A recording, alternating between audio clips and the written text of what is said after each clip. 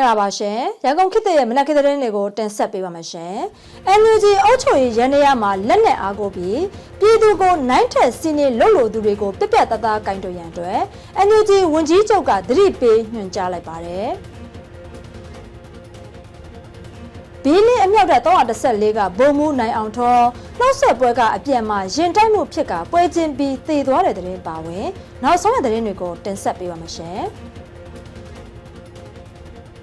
်အခုပထမဆုံးတင်ဆက်ပေးခြင်းတဲ့သတင်းတစ်ပုဒ်ကတော့အမျိုးသားညီညွတ်ရေးဆိုရ NUG အုပ်ချုပ်ရေးရန်နေရာမှာလုံပိုင်ခွင့်အလွဲသုံးစားလုပ်မှုတွေနဲ့လက်နက်အားကိုပြီးပြည်သူကိုနိုင်ထက်စီးနှင်းလှုပ်လို့သူတွေကိုပြက်ပြက်သားသားကင်တွယ်ဖို့အတွက် NUG ဝန်ကြီးချုပ်မန်းဝင်းခန်တန်းကသတိပေးညွှန်ကြားလိုက်တယ်လို့သိရပါတယ်။မနေ့ကကျင်းပပြုလုပ်တဲ့အမျိုးသားညီညွတ်ရေးဆိုရအစိုးရအဖွဲ့အစည်းအဝေးမှာပြည်ထောင်စုဝန်ကြီးချုပ်မန်းဝင်းခန်တန်းကအခုလိုပြောကြားလိုက်တာလည်းဖြစ်ပါတယ်။အစိုးရအဖွဲ့အုပ်ချုပ်ရေးရန်နေရာအစစ်အစင်ထဲမှာလည်းတချို့တာဝန်ရှိသူတွေဟာလုံပိုင်ခွင့်ကိုအလွဲသုံးစားလုပ်ရတာမျိုးတွေနဲ့လက်နက်အားကိုပြီးပြည်သူကိုနိုင်ထက်စီးနှင်းလှုပ်လို့သူတချို့ရှိတာကိုကြားသိရတာကြောင့်ဒါတွေကိုပြပြတသားကင်တွယ်ဖြည့်ရှင်းဖို့လိုအပ်တယ်ဆိုတာတာဝန်ရှိသူတွေကိုထပ်မံမှာကြားလိုကြဝန်ကြီးချုပ်မန်းဝင်းခန်တန်းကပြောပါတယ်။လက်ရှိမှာစစ်အာဏာရှင်တော်လှန်ရေးဟ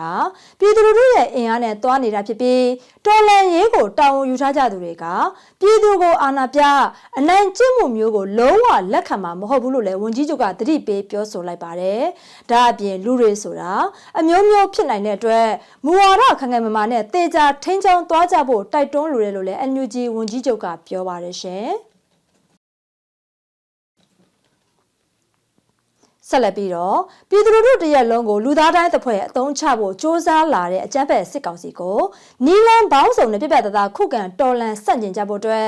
NUG အစိုးရကစက်တင်ဘာလ3ရက်နေ့မှာတိုက်တွန်းနှိုးဆော်လိုက်ပါတယ်။အကြမ်းဖက်စစ်အုပ်စုက2024ခုနှစ်ဖေဖော်ဝါရီလ10ရက်နေ့ကစစ်မှုမထမ်းမနေရဥပဒေကိုအတင်းအကျပ်အသက်သွင်းပြီးအသက်18နှစ်ကနေ35နှစ်အတွင်းမှာရှိတဲ့လူငယ်တွေကိုလူသားတိုင်းဖြင့်အတင်းအဓမ္မစေခိုင်းဆောင်ရွက်ခဲ့တာလည်းဖြစ်ပါတယ်။အဲဒီနောက်2024ခုနှစ်ဩဂတ်လ16ရက်နေ့မှာတော့ပြည်သူ့လုံခြုံရေးနဲ့အကြမ်းဖက်နှိမ်နင်းဖို့ကြီးကြပ်ကွပ်ကဲမှုအဖွဲ့အမည်နဲ့လက်အောက်ခံအကြမ်းဖက်အဖွဲ့အစည်းတစ်ခုကိုထပ်မံဖွဲ့စည်းခဲ့က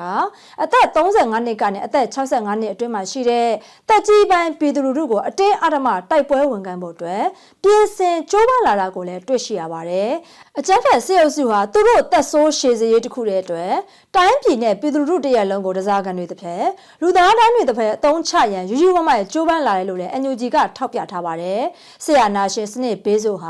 ာအသက်မရွယ်မရွယ်လူမျိုးဘာသာမရွယ်တူတယောက်ချင်းစီတိုင်းအပေါ်ကိုကြောက်လာပြီးဖြစ်တယ်လို့ဘလို့မှရှောင်ရဲမရနိုင်တော့ကပုံမထင်ရှားလာပြီးဖြစ်တဲ့အတွက်ဆရာနာရှင်ပြုသမျှကိုခေါင်းငုံခံမဲ့သူများမဟုတ်ဘူးဆိုတာကိုအခိုင်အမာပြသပြီးနီလန်ဘောင်းစုံနဲ့ပြပြတသားခုခံတော်လှန်ဆက်ကျင်ကြဖို့အတွက်လေးနက်စွာတိုက်တွန်းအပ်တယ်လို့လည်း NUG ကထုတ်ပြန်ထားပါတယ်ရှင်။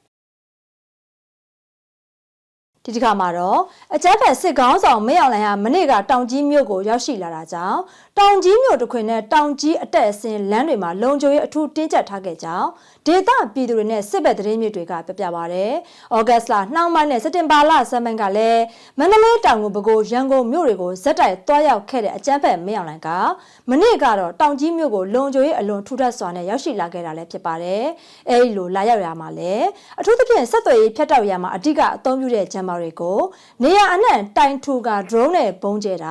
ာအဝေးထိန်းစနစ်နဲ့ဘုံခွဲတက်ခတ်မှုတွေမဖြစ်ပေါ်စေရန်အတွက်လုံခြုံရေးကိုအထူးဂရုပြုဆောင်ရွက်ခဲ့လို့ဒေသပြည်သူတွေနဲ့ဒေသစစ်ဘက်သတင်းမြစ်ကပြပြပါဗျ။တောင်ကြီးမြို့ကိုရောက်ရှိလာစဉ်မှာအကြမ်းဖက်မင်းအောင်လှိုင်ဟာခီးစဉ်တိုင်းမှာသူ့လှုပ်လေရှိတဲ့ဖျားဖို့တာစစ်ဆေးတာနဲ့ဌာနဆိုင်ရာတွေကိုတွဲဆုံတာတွေကိုလှုပ်ဆောင်ခဲ့သလိုတောင်ကြီးအခြေဆိုင်အရှေ့ပိုင်းတိုင်းစစ်တပ်ချုပ်ကိုတွားရောက်စစ်ဆေးခဲ့လို့လည်းသိရပါတယ်ရှင်။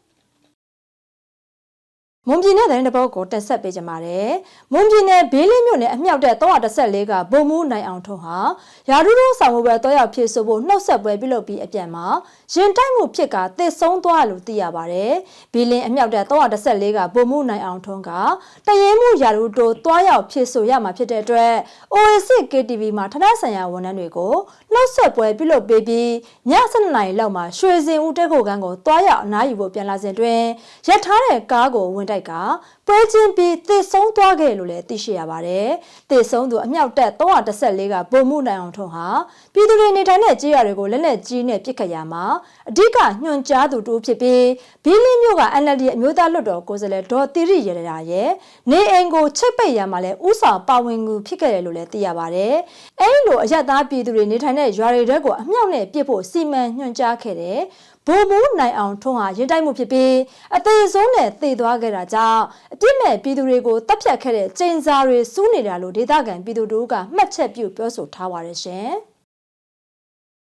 ဒီတစ်ခါမှာတော့လာအိုနိုင်ငံရွှေတြိဂံဒေသမှာအလုပ်လုပ်နေကြတဲ့ဝလူမျိုးတွေနေရပြန်လာကြစဉ်မဲခေါင်မြစ်တွင်လှေမောက်ရာကနေသေဆုံးခဲ့ကြတယ်လို့လာအိုနိုင်ငံကမြန်မာအလုပ်သမားအချို့ကရန်ကုန်ခေတ်သစ်ကိုပြပြပါရယ်စက်တင်ဘာလ2ရက်နေ့ကလာအိုနိုင်ငံဘက်ကနေမြန်မာနိုင်ငံဘက်ချမ်းကိုပြန်ဖို့မဲခေါင်မြစ်တွင်လှေနဲ့ကူကြစဉ်တွင်လှေဟာတိမ်းမှောက်သွားခဲ့တာဖြစ်တယ်လို့လည်းသိရပါရယ်လှေမှောက်မှုကြောင့်နေရပြန်ဝလူမျိုး30ဝန်းကျင်ဟာသေဆုံးခဲ့ပြီးပျောက်ဆုံးသူတွေလည်းရှိနေတယ်လို့လည်းသိရှိရပါတယ် UWSA ကနေရပြန်လာဖို့စင့်ခေါ်တဲ့အတွက်ပြန်လာကြစဉ်တွင်အခုလိုလှေမှောက်ပြီးသေဆုံးခဲ့ကြရလို့လည်းသိရပါတယ်ရှမ်းပြည်အရှေ့ပိုင်းမိုင်းဆက်ခရိုင်တွင်ဝါတပ်ဖွဲ့ UWSA တောင်ပိုင်းစစ်ဒေသ181က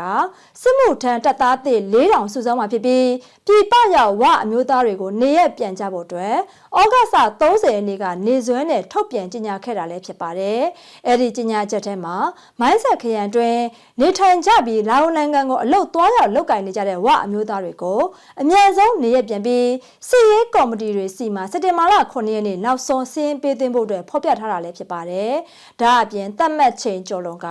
စင်းပေးသွင်းဖို့ပြက်ကွက်ရင်တော့အုပ်ချုပ်ရေးနဲ့စစ်ရေးကော်မတီရဲ့ဖမ်းဆီးအရေးယူမှုကိုခံရမှာဖြစ်တယ်လို့လည်းကြေညာချက်ထုတ်ပြန်ခဲ့တာလည်းဖြစ်ပါတယ်ရှင်အခုနောက်ဆုံးတက်ဆက်ပေးခြင်းတဲ့တဲ့တစ်ပုဒ်ကတော့မကွေးတိုင်းထင်းလင်းမြို့နယ်ရေမျက်နှာကျေးရွာစစ်စခန်းကိုရိတ်ခါလာပို့တဲ့အကြမ်းဖက်စစ်တပ်စစ်ကြောင်းကိုကြားဖြတ်တက်ခဲ့ခဲ့ရမှာစစ်သား2ဦးဟာသေဆုံးသွားပြီးတဲ့နောက်စစ်တပ်ဟာပြည်သူ12ဦးကိုဖမ်းဆီးက3ဦးကိုပြစ်တက်ခဲ့လို့ရောအလင်းတန်းကကိုမင်းထက်ကရန်ကုန်ခေတ်သစ်တဲ့နာကိုပြပြပါရယ်ပြီးခဲ့တဲ့ဩဂတ်စ်18ရက်နေ့ကရေမျက်နှာကျေးရွာစခန်းကိုလူအင်အား80ကျော်ခန့်နဲ့ရဲခါနဲ့ခရမ်းတွေလာပို့စဉ်တွင်တော်လန်းတပ်ဖွဲ့တွေကကြားဖြတ်တက်ခဲ့ရမှာစစ်တပ်ဘက်ကတက်ကြက်2ဦးဟာသေဆုံးခဲ့တာလည်းဖြစ်ပါတယ်။အဲဒီလိုရိတ်ခါပို့ပြီးပြန်ဖြတ်လာစဉ်မှာစက်တင်ဘာလ2ရက်နေ့ကပါမင်းရွာအရောက်ထပ်မံတက်ခတ်ခဲ့ရမှာစစ်သား2ဦးဟာသေဆုံးပြီး2ဦးဟာပြင်းထန်ဒဏ်ရာရှိခဲ့လို့လည်းသိရှိရပါတယ်။အဲဒီလိုတက်ခတ်ခဲ့ရပြီးတဲ့နောက်မှာလမ်းမှာတွေ့သမျှပြည်သူတွေကိုစစ်တပ်ကဖမ်းဆီးခဲ့ရမှာပြည်သူ73ဦးဟာဖမ်းဆီးခံခဲ့ရပြီးအဲဒီထက်ကပြည်သူ3ဦးဟာအသက်ခံရကအလောင်းကိုလမ်းမှာပစ်ထားခဲ့လို့လည်းသိရှိရပါတယ်။ကြန့်ရှိသူတွေကိုတော့တစားကန်အဖြစ်ဖမ်းဆီးခေါ်ဆောင်သွားပြီးတဲ့နောက်ပြန်လွတ်ပေးခဲ့လို့လည်းသိရပါတယ်ရှင်။ဟုတ်ကဲ့ပါရှင်။ဒါကတော့ရန်ကုန်ခေတ်ရဲ့မနက်ခင်းသတင်းတွေကိုတင်ဆက်ပေးရပါကြည့်ရှုပေးရတဲ့ကျေးဇူးတင်ပါတယ်ရှင်။ကျွန်မမြပါ။